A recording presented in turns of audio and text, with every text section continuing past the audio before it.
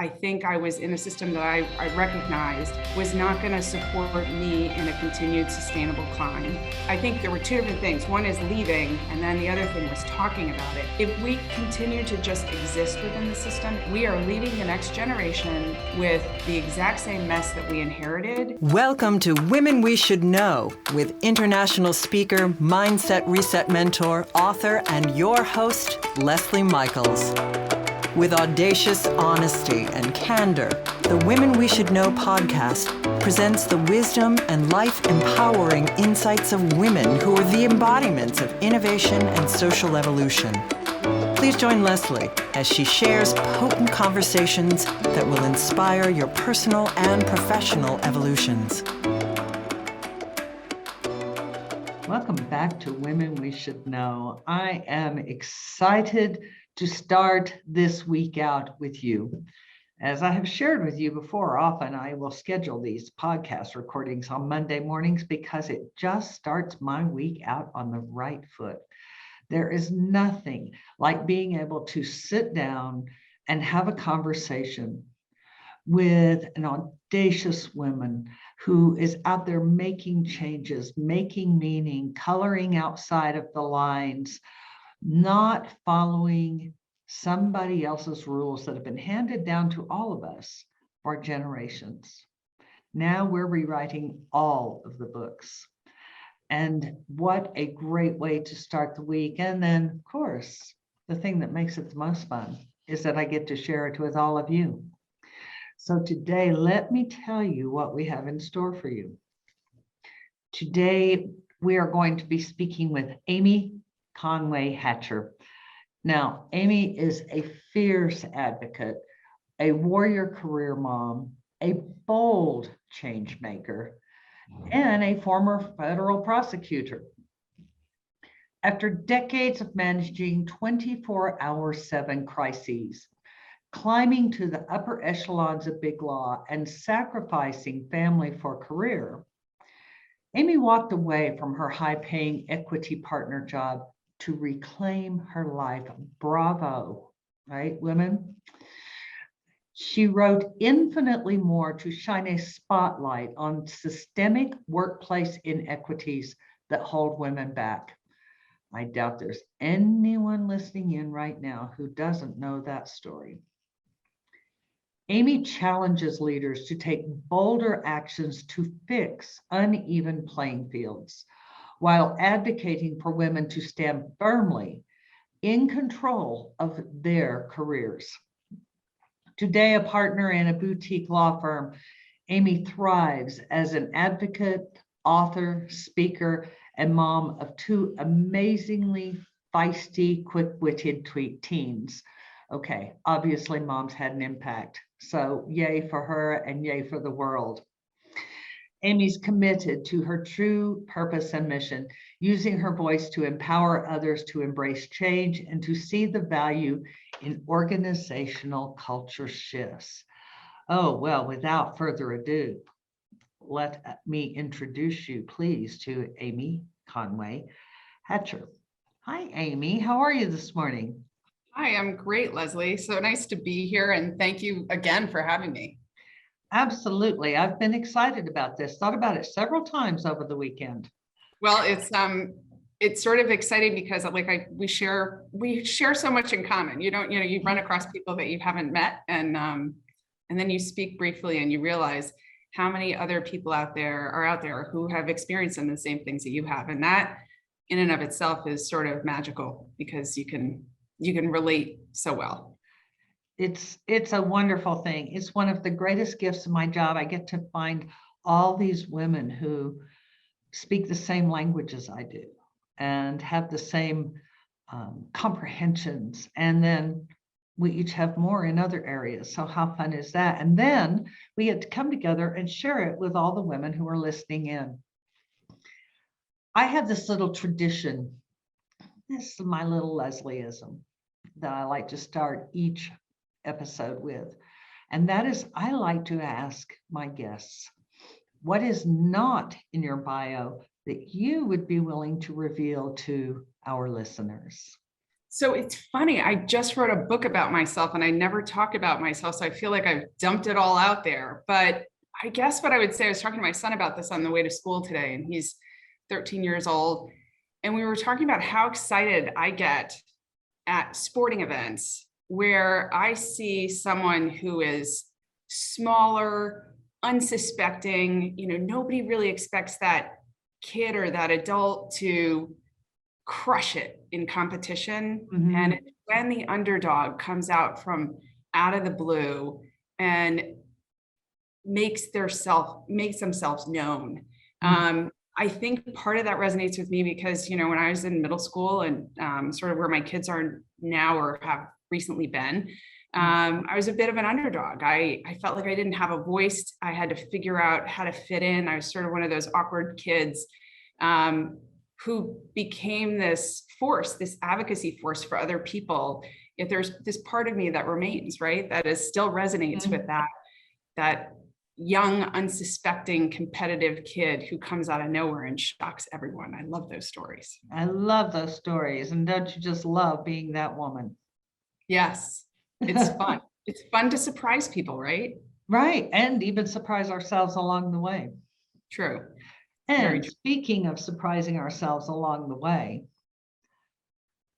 wow, that's a big transition from being an equity partner in big law and being able to say, this is not my life. This is not representing me. Can you give us a little understanding of what the inception of that realization felt like and how you were able to follow it through?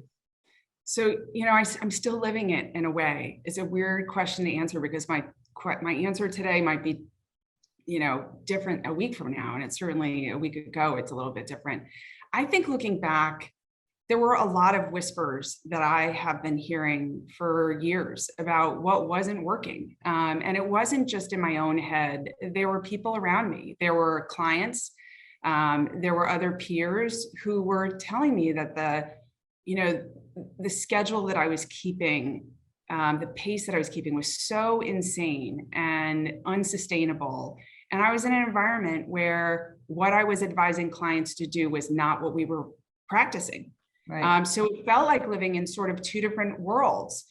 I think COVID, I was already burned out by the time we got to COVID.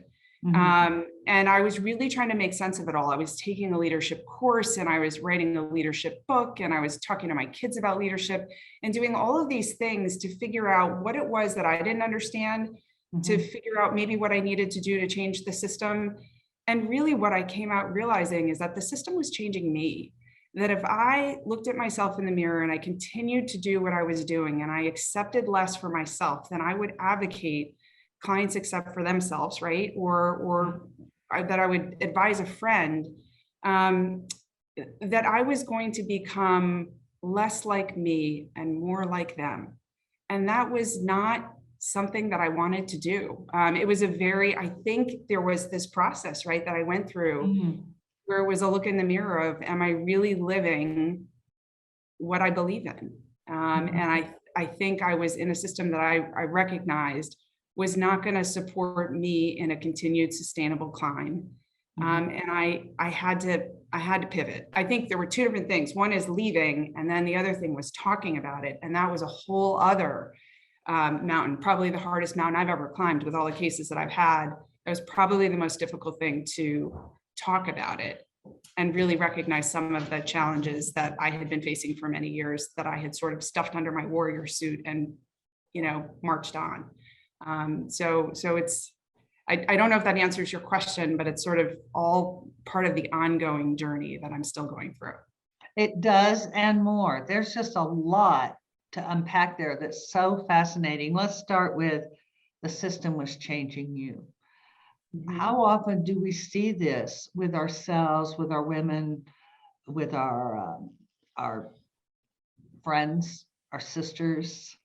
It's all the time, right? I mean, like what I do for a living is I go in and I investigate bad behavior or problems within companies, or I assess whether they have problems. And so you're always looking at what causes people to make good decisions or bad decisions? What is the environment that they're in that, that sort of impacts how they behave and incentivizes how they behave? Mhm. And so when I think about what I do for a living and how I evaluate how people make decisions, I think that we're all, to a certain extent, I write about this a little bit in the book, we're all, to a certain extent, a little bit of a frog in the pot, right?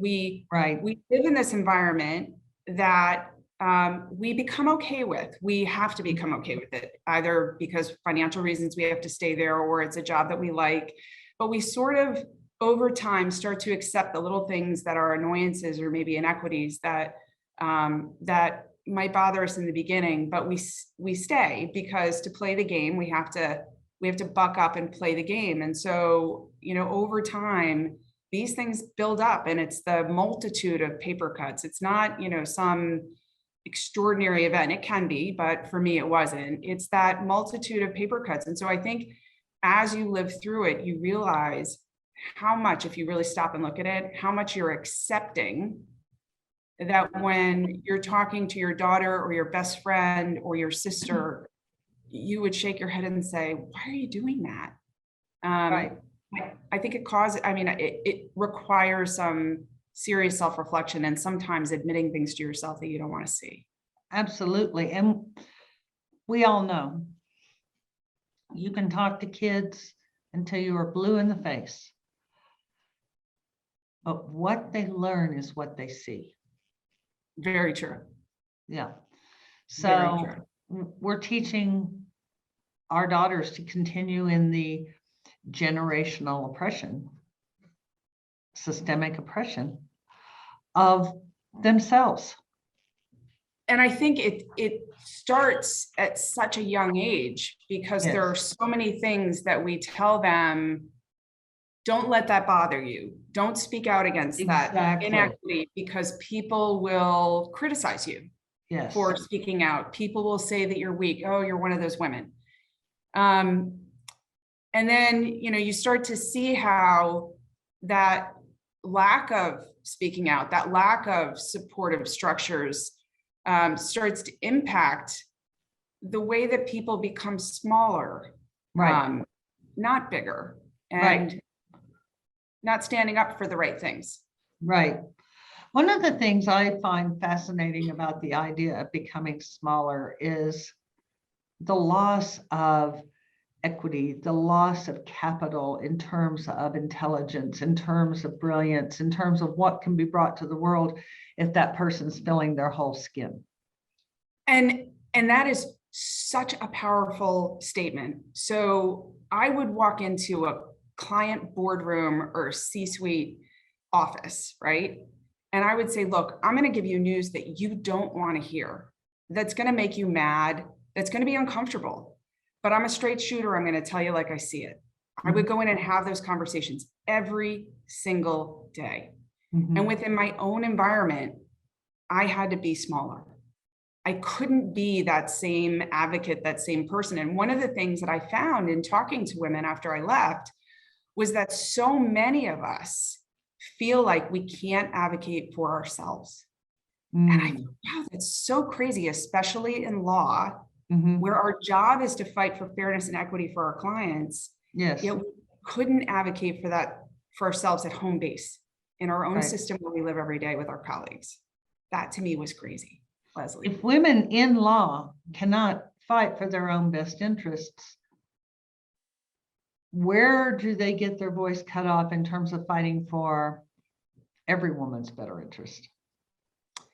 I think right at the get-go, the second they can't speak out, or they feel constrained about speaking out on behalf of themselves, for their salaries, for assignments, for what is appropriate behavior and what's not appropriate behavior, they are taking away not only from the experience for themselves, but they're taking away from the experience of their partners, the next generation of people that are coming through. I think what really struck me is, as I talked to older women who had been in the system for 10, 15 years more than me, they would say to me, Amy, we've been having the same conversations for 20 to 30 years. It doesn't matter. Wow. Is that where we are? Like, we fixed the easy things, but we haven't tackled what's hard, and we're still leaving, and it's still acceptable. Mhm. Mhm. Mhm. I mean, that's sort of a jaw-dropping moment, right? It's a mic drop. That is a mic drop. And yet it's not. You know, we've had that conversation. I have some years Yes. on you. I've seen this go on for 30, 40 years now with inching forward in certain areas and now potentially great backslides. What, as an advocate, as someone who is intimately familiar with the system, what can we do? So what I argue for, and will continue to argue for, is transparency. Mhm. I think if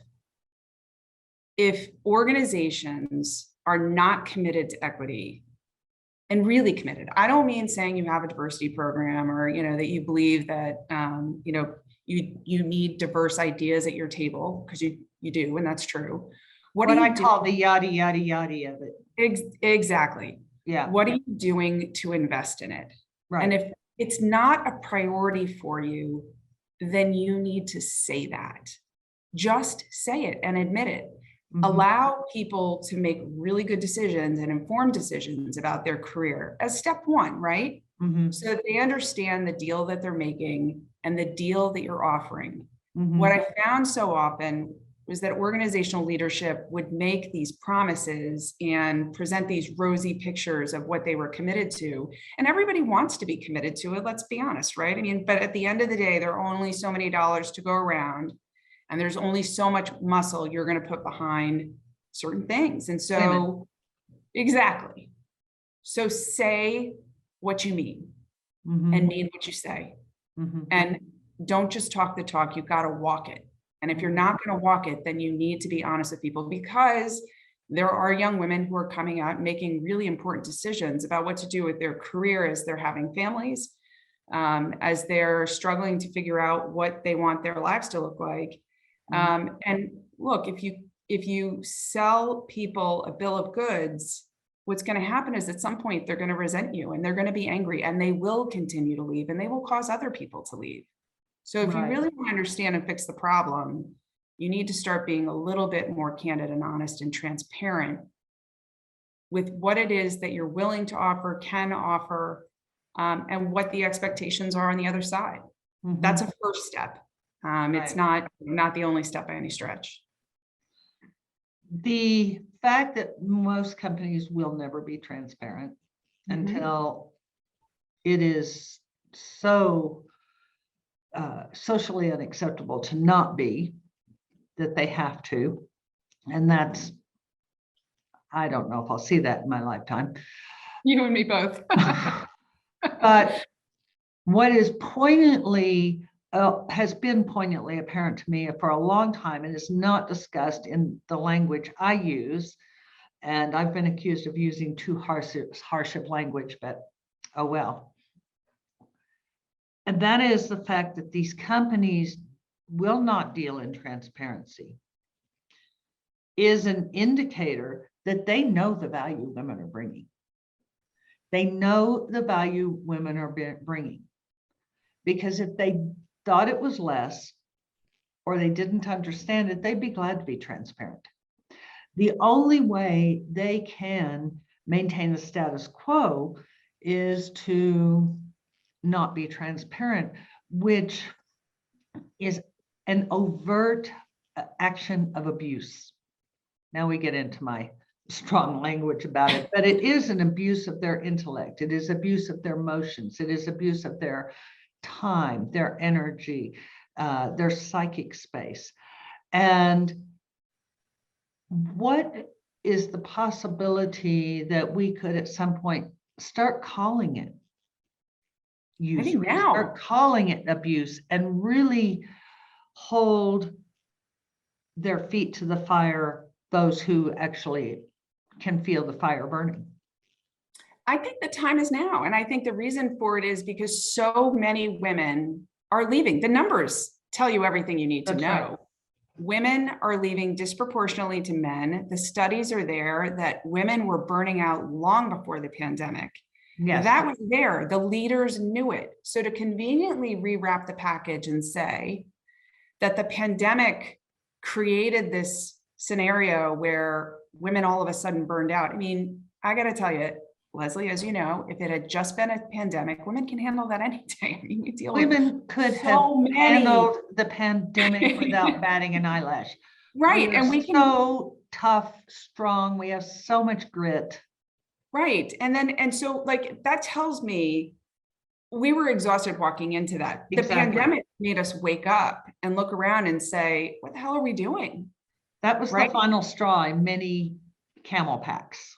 Absolutely. And it was for me. I was one of those people who thought the system would never beat me. I mean, if anybody could master it and work her way through it and around it and push through that wall, that would be me. I could definitely do it. And I, I managed a lot. I write about it in the book. But what I think is clear to me is that, women and people who are disproportionately affected by decisions of leadership, and we're talking about, let's be honest, like primarily white male leadership. That's right. We have to start getting smarter about the decisions we make. So if leadership is saying, I call it the diversity ruse in the book, because it was sort of a joke, right? Like, I mean, we all knew it. We all whispered about it. We all talked about it in hallways and in closets and, at happy hour. That's right. On planes. So, I think that when we're at a point where we all know it's BS, I think we have to say it. And I think we have to start looking out for ourselves and treating our careers and owning our careers in the same way that these men own theirs. I mean, you have to be unapologetic about it. Yes. You have to make sure that we're not buying a bill of goods that isn't real and let the numbers speak for themselves. So if women continue to leave, that's something that they're going to have to own, right? There will be a cost. Exactly. And we can speak out about it. And to be able to call it abuse, it is abuse of women in the workplace at a very fundamental level. Yeah, I will tell you that using that word, it made me sort of bristle and made the hair on the back of my neck stand out in a way. Because it's very hard to talk about, and especially being a tough woman, you don't want to say like, that felt badly, but I was just writing this morning about what it was like to realize that I was paid 50% less than my male peers and that I had to make up that difference. And I was never going to make it up, right? No. But I was writing about how that felt. And it did feel abusive because these were people that I knew, that I trusted, who said, it is abuse. Trust Period. me. Right? Yeah. Period. It's rough. It is rough.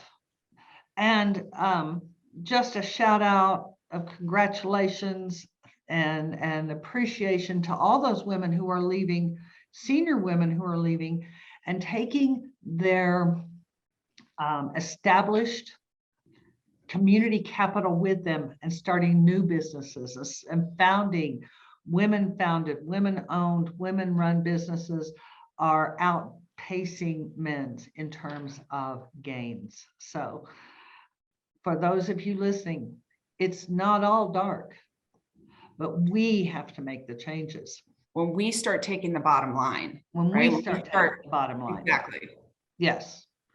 So when you are speaking with female leaders about making bolder changes, how do you approach this topic of not playing the game and moving through the fear that the career will disappear or there will be repercussions, all of the things that women fear, but that keep them quiet? So we have to recognize the reality that we all come from different places in our life. And there are some of us who really do feel like we can't speak up. We need the job, we need the money, we need the career in its current form. I hear from women every day privately that they wish they could say it. They're so glad I'm speaking out, but they can't. But keep talking, Amy, keep going, because somebody needs to say it. I think what I can say to these women is, let's start thinking about our 3 to 5, 10-year career plan, right? Right. What is it that we're going to do? Because if you can't speak up today, you have to put yourself in a position where you feel you can speak up and be successful and be who you are 3 years down the road, 2 years down the road, 1 year down the road, however long it happens to be. But if we continue to just exist within the system and do nothing, we are leaving the next generation and our daughter's generation with the exact same mess that we inherited, and we are to blame because we didn't do our part. So the question is, what are we thinking of doing? One of the things that I found fascinating is during this period of the pandemic, there are so many women's organizations, and because we've gone virtual, so many women at senior levels connecting with each other. Yes. And trying to find ways that they can do things, not just to launch businesses, but to help each other in ways that I've never seen, right? Like I'm used to the sharp elbow phenomenon. I am not seeing that today among the women that I've been communicating with.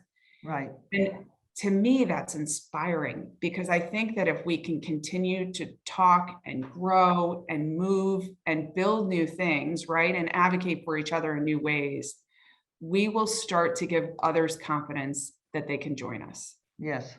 Yes. And there's the simple truth that men have always had the old boys network. They've always had the secret handshake, and we must create our own. Instead of trying to ingratiate ourselves into theirs, create our own. I think that's absolutely right. The challenge that I think I had coming into my career, and I'm sure it was the same for you, was that there was no other path other than to ingratiate yourself into their own, because that's all that there was. That's right. I do believe that there are too many people, too many women in that ingratiating themselves in their own. We've sort of learned how to exist in their system instead of creating our own in a powerful way, not a let's have lunch and complain about the system and complain about all of our challenges and just bitch for a little bit. I mean, truly empower each other. Right. Those are the things that I'm starting to see now. And those are the things that I'm all about. You know that, Amy. I'm just all about strategic alliance with women. What is your 3-year plan?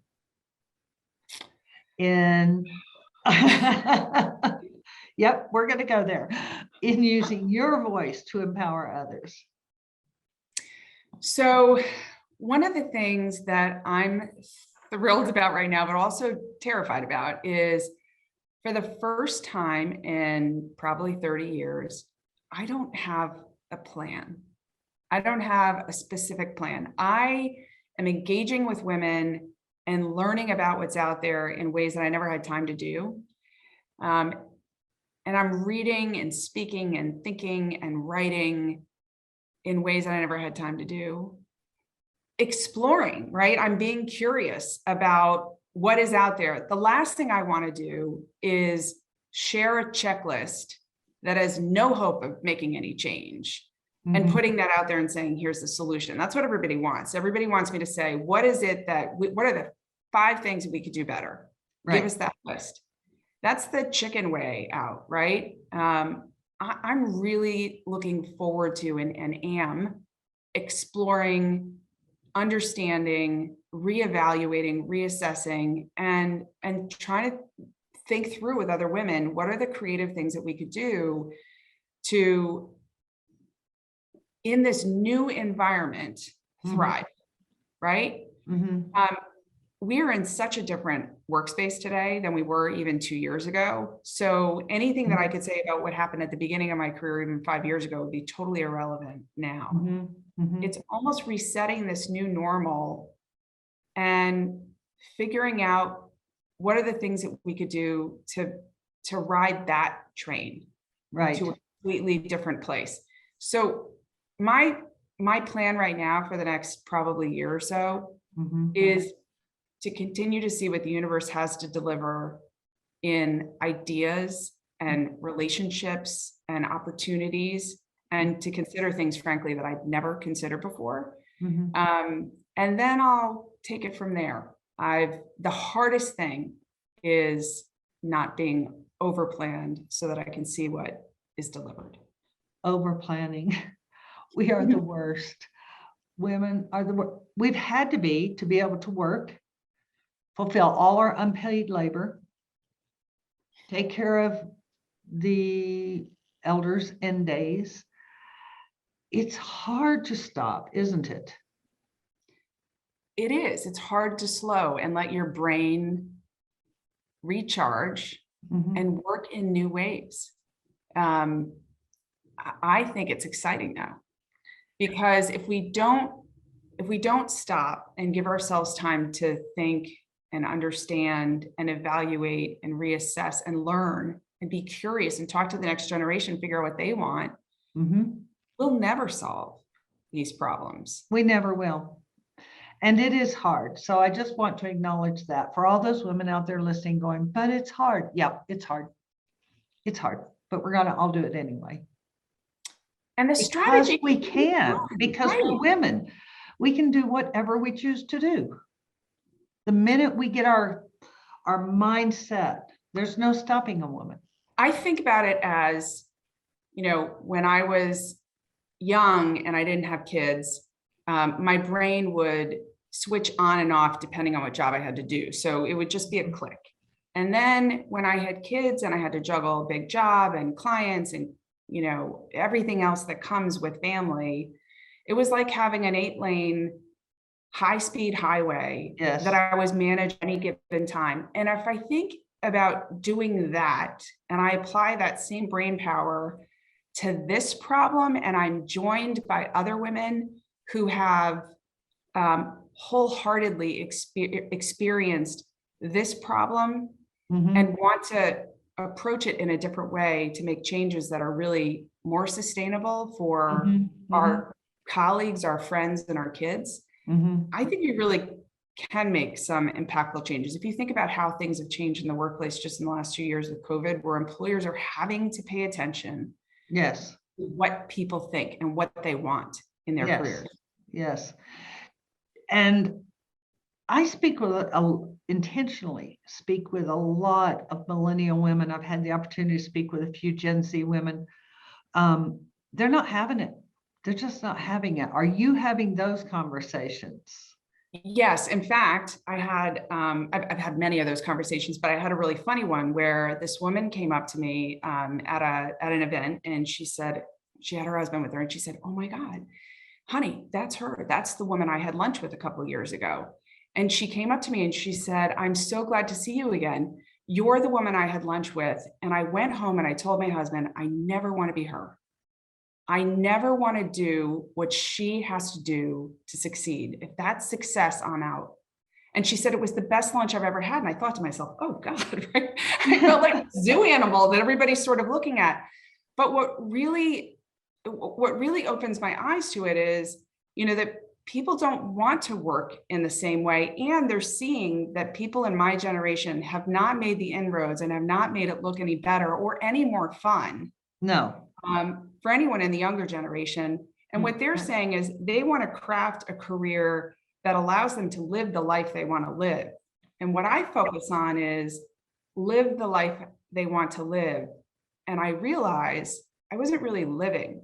I was existing. I was working 24/7 to make it happen, whatever that happened to be. And I wasn't really living or enjoying my life. I took great vacations, but it didn't translate to a purpose, feeling like you're a part of a mission. Right. I think that's what people want these days. I think if I had that, I'd still be in it. I'm so inspired and hopeful because these younger women who are coming up simply aren't going to settle. I think that's right. Simply are not settling. Maybe we can learn from them instead of them learning from us this time. As you do go forward, and I am meeting this expansive body of women who are saying, I'm in transition. I don't know what that means. I don't know what my 3-year plan is. I don't know. My intention right now is just to listen more deeply than I ever have, starting with listening to myself. As we move forward in that kind of way, are you finding an energy and an excitement in the women you speak to for collaboration, for coming together and sharing our genius to make shifts that, if the status quo doesn't want to shift, well, as the great Shirley Chisholm said, if they won't give you a place at the table, bring a folding chair. Are you speaking with those women who are ready to just pick up their folding chairs, come together, and let's create this new dynamic and figure out together what it will be? I am. I'm part of this organization called Chief. And it's an organization that brings women executives together, women founders to the mantra is, we don't need a seat at the table. We're building a table of our own. And I think they truly believe that. I think the idea is that we're not going to fight over a limited number of seats anymore, seats that somebody else tells us that we can have or not, and makes us compete for 1 or 2, right? Which doesn't really make an impact.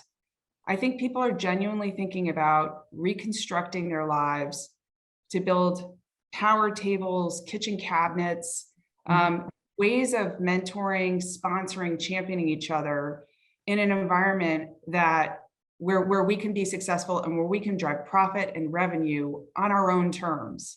I think you're going to see more competition. I don't know that you're going to see competition with, my industry of big law, for example. I don't know if we'll get there in my lifetime, but I do think, going back to your comment earlier, that until we start impacting their bottom line, it's really hard to push for institutional change. So the question is, do you want to fight that battle and keep hitting your head against the same wall? Or are you going to look at leaders and say, when they tell you who they are, you should believe them? Yes. And make a change so that you can be the leader you want to be. You can be the business leader and revenue generator you want to be, alongside people that you enjoy working with. And I think that's a shift that we're going to start to see more and more, and that we'll continue to see with the next generation. Wonderful.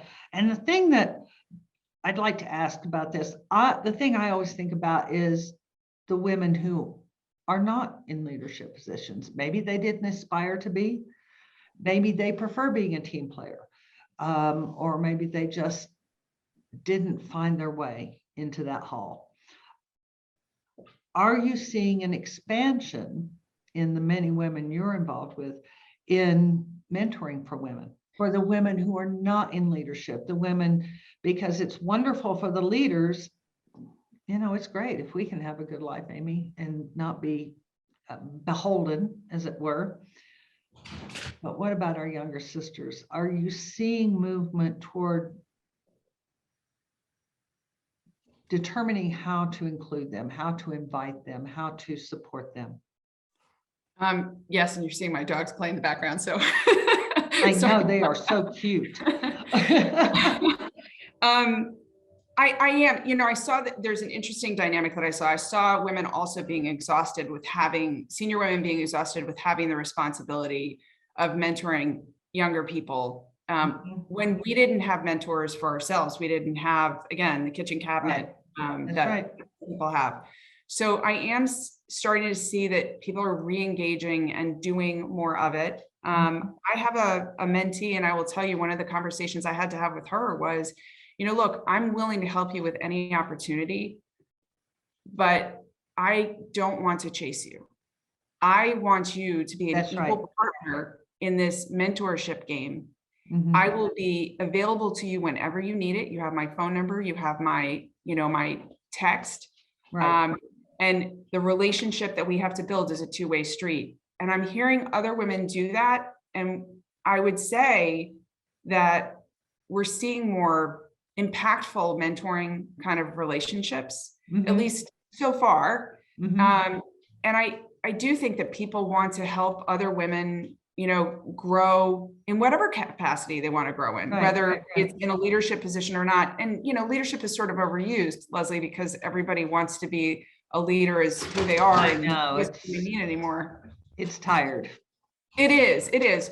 But I think that women can construct any number of different career options.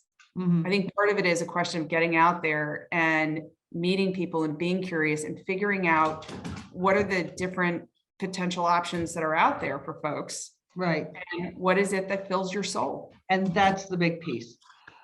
If for women to have a space created for us to create it with each other, spaces where women can ask, not just where am I going to get a job that is enough to take care of my family, but where can I place my focus in a way that it fills me up?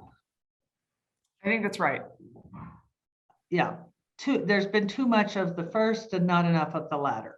For my daughter, what we're having conversations about right now are almost the conversations that I was having with my coach, my executive coach a couple of years ago, which is, let's bring out the, for lack of a better word, color wheel of different pieces of school or life that you enjoy, and how do you knit them together to create the kind of work you want to do, or camp you want to go to, or next thing that you want to explore.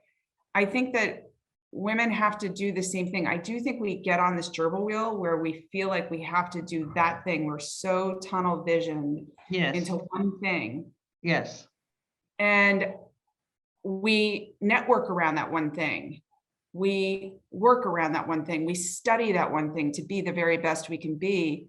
And we're not as nimble about change as other people are. Mm-hmm. I think that's a mindset shift that we need to start to ingrain in ourselves. As much as we're nimble throughout the day to manage all the various crises that we have, I think we need to be able to do the same thing with our careers, because there's so many other possibilities out there, which is why I don't have a plan today. Right. Because there are so many different opportunities out there that I don't think you see when you're in the 24/7 hamster wheel. Right. Absolutely. It's not that we lack pivoting skills. We are masters of pivoting. I feel like women need to give themselves the permission to find a space where they can claim permission to use that in their professional life as adeptly as they use it in every other area of their life. That's a great point. That is such a powerful point that I think needs to be said over and over and over again, because I think we're too reliant on the systems that we enter into and find that we're good at and get paid for initially. And we forget that we're so much more than that. Right. And the world has so much more to offer. So you think about these women who started these incredible businesses and they're selling them now for gazillions of dollars, right? They were passion projects. Right. That took off. Right. There we go. Spanx. Yes. Spanx was an accident. It was an accident. Beautiful accident that many of us have benefited from. Regularly, I would say. And there are new ones that are coming out every day. I admire the courage that I'm seeing in women to try something new. I do too. And it's trying something new that they're pursuing, they're pursuing options that they might not have been able to pursue because they can work from home, or they can reconfigure their lives in a slightly different way. They're not as constrained by the old school way of doing things. And I guess, isn't that the point? I do think the old school way of doing things, which required us to go to work from 9 to 5, and then it became 8 to 6, and then 6 to 6, right? Right. Or 10 or 11. The only flexibility that they could come up with, which isn't very creative, is, you go home, feed the kids, and then put them to bed, and then you can start to work for 5 more hours.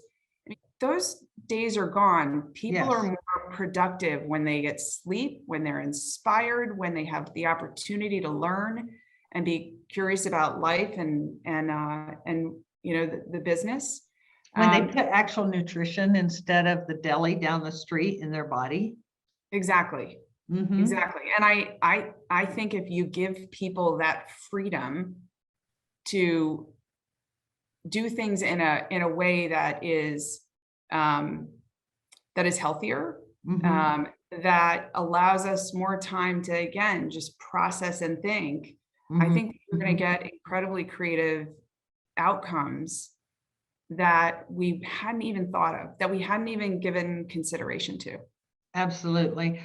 At the end of the day, I've said many times, COVID was the blessing I didn't know I needed because of everything I accomplished in that period of things that I had not gotten around to. And I feel like coming out of COVID is the blessing a lot of women didn't know they needed and maybe don't know how to maximize. So I'm hoping that that those of us who are out there contributing whatever knowledge or genius we have can help support them and help them see ways that they could move in directions they had not previously given themselves consideration for.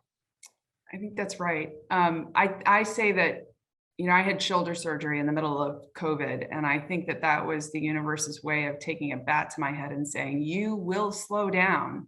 Mhm. You, you haven't listened to any of the signs so far. So now you have to slow down and you have to sit with yourself, your very uncomfortable self, type AAA and slow it down and um, recover, Right. recover from burnout, recover from making a really tough decision about your job and where your career goes next.